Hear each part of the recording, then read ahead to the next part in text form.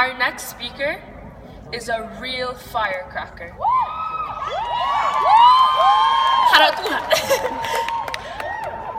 While deconstructing societal norms and showing us the danger of stigmatizing both physical and mental illness, she will take you on a journey and to a place you will never expect.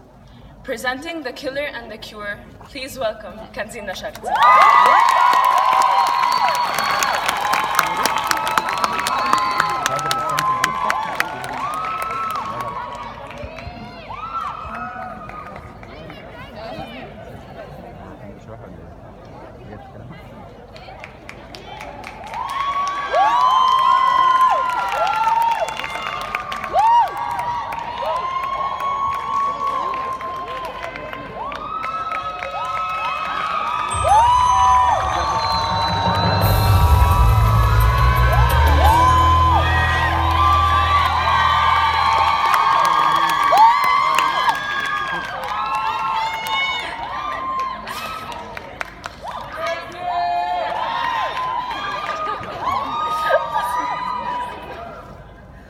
أتأكد المايك بيشتغل؟ أيوة ماشي.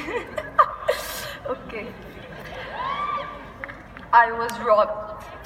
I was robbed of everything I ever was, because when people ask who I am, the only words that cross my brain is how much I am in pain. I was robbed. I was robbed when your mornings meant school, but mine were somehow cruel. I thought I was robbed. I thought I was robbed when you were sitting next to me being tired for some reason, or even when it was winter season. And God, everyone knows how much our colds could cause a block, but let me take you onto another block. We were juxtapositioned. I was tired because I could not sleep. I could not sleep because of how little I eat. You were tired because you could not sleep. I thought I was robbed. I thought I was robbed when my head dropped, tears dropped, and the pain wouldn't stop, when the pains and smiles questioned one another, when my gastroesophageal reflux disease made my world freeze, when dizziness became my constant companion, when physical illness became my trial as I smiled in denial in hopes that I would be able to somehow kill my stomach disease and somehow cause some relief. I was robbed. I was robbed. I thought I was robbed. I thought I was robbed when I start to neglect the source of my everlasting pain. Food. 3 meals turn into 2, which turn into the lowest possible amount. 0. 0 meals and liquid diets became my dictionary to win this fight, but I did not know what I was getting myself into. I was robbed. I was robbed when everyone would leave a mark by their remark, by telling me how I should eat a little more, as I shut my mouth in silence in hopes that they would be able to understand how much pain this process costs. And with that, every comment about how my legs look like a stick was like a knife being hit. Every comment about my weakness made me weaker. Every comment about my paleness made me paler. Every word your mouth uttered to describe my physical appearance would undoubtedly cause my disappearance. With that, the world transformed into generations of generosity as the offers of Hadiki Hitta Min Andi increased, as if the world could not accept my body for what it was, but ironically, everyone accepted weight loss.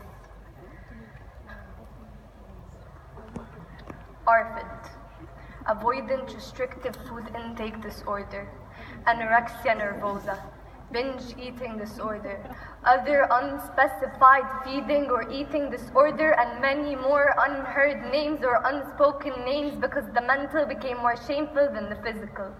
Because the physical soon became harder than the mental, because physical was fate, but mental was your own mistake. Because you're a fighter if it's physical, but you aren't if it's mental, because mental became weakness and physical became strength, because it wasn't that intense, but only it was.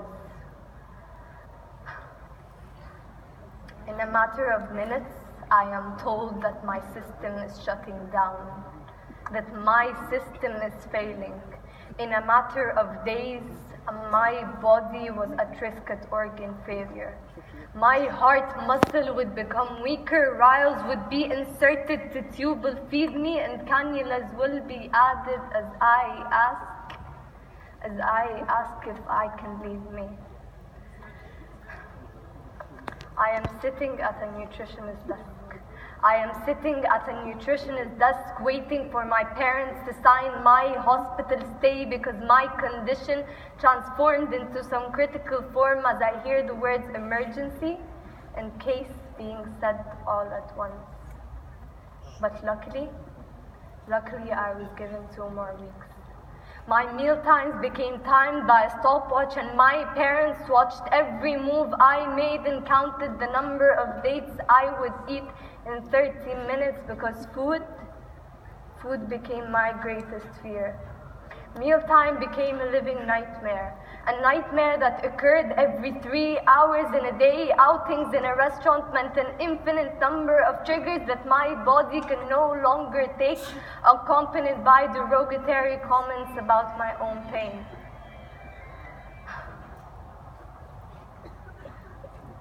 A doctor states a name so clearly. A doctor states a name so clearly, I almost shout to her and tell her to please stop. The words depression, anxiety, anorexic, and avoidant restrictive food intake disorder are said in singular sentences as tears streamed down my mother's face, and I could see my father's rage because my body was aging at the age of 18. But today, it's not only about me. I am talking about the million of sufferers who do not seek the help they need because they don't want to be seen as weak, because as Egyptians, every outing, every gathering, every celebration, and every lamentation is about food. But ironically, our eating habits are addressed wrongly. Because the Egyptian society has banned the word anorexic and made it connotate with lack of wisdom, but little did they know that the stairs they take so easily are a climb for someone who's fighting to be alive, because when you're anorexic, every step you take means losing a calorie intake.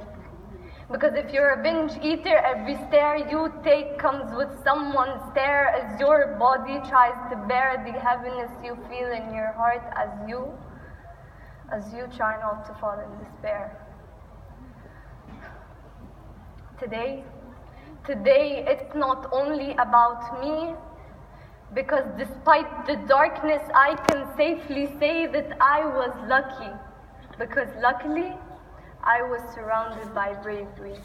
Because with every exotic words my parents would hear about my condition would make them dive into an infinite amount of websites as they attempt to comprehend the complexity of such a disorder, as they attempt not to get robbed by this master, as they attempt to bring me back to myself. Luckily, I was surrounded by bravery. Because I was blessed with the walking personification of empathy, of support, and system all at once. I was blessed with the walking personification of empathy, of support, and system all at once. I was blessed with the most sincere and loving counselor, with a rigid psychiatrist and a positive nutritionist, with warrior sisters and brave best friends, and a teacher who taught me that this was not my end or even the end. This is not my story. This is the story of an 18-year-old guy who has spent his elementary years going to the clinic every single day, because after every single meal, his stomach would generate an infinite amount of unwanted sounds, because he was suffering from a phobia of food because his greatest fear was throwing up. And 6 years later, only 6 years later, he confronts his mother about his fear and her bravery. Her bravery made her stay near as they drive from one doctor to another. This is a story of physical pain that was derived from a phobia people somehow labeled as insane. This is not my story.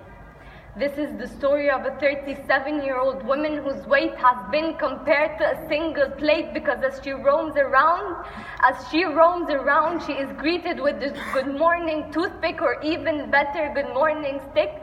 But little did they know that the words stick into her own brain as if they have learned the art of being engraved. This is the story of physical invasiveness, of people granting themselves a visit into her own body as if they have owned her body, of people comparing her legs to their arms as her own body tries to shut down its own anxiety alarm. And I'm not sorry to disturb you.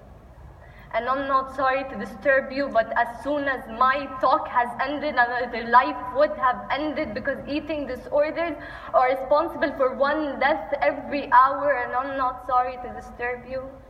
And I'm not sorry to disturb you, but there are those who vomit as soon as their eyes food and others whose anxiety attacks are so easily met with Prozac. And I'm not sorry to disturb you. I'm not sorry to disturb you, but I was starving to death and the only thing I swallowed was my breath, my tears and my fears because my hunger wasn't for food. It was for recovery. And that is where I found the real irony. And I'm not sorry to disturb you. I'm not sorry to disturb you, but there are those who have been forced for a hospital stay and others who have decided to end their own stay. So no, you need to know that the mental is not harder than the physical, that the physical is not harder than the mental, that physical may be faith, but mental is not your own mistake. Because yes, you're a fighter if it's physical, and yes, you're a fighter if it's mental, because physical or mental both are equally detrimental, and one can lead to the next where you transform from being safe to being a sufferer.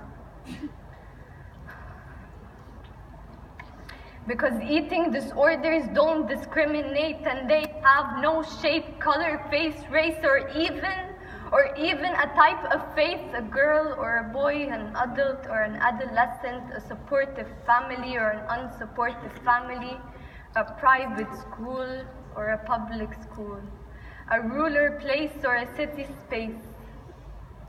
No, you were robbed. You and I were robbed when we were not taught the art of finding the right amount of fuel, because food or lack of food, physical and mental, can be both the killer and the cure.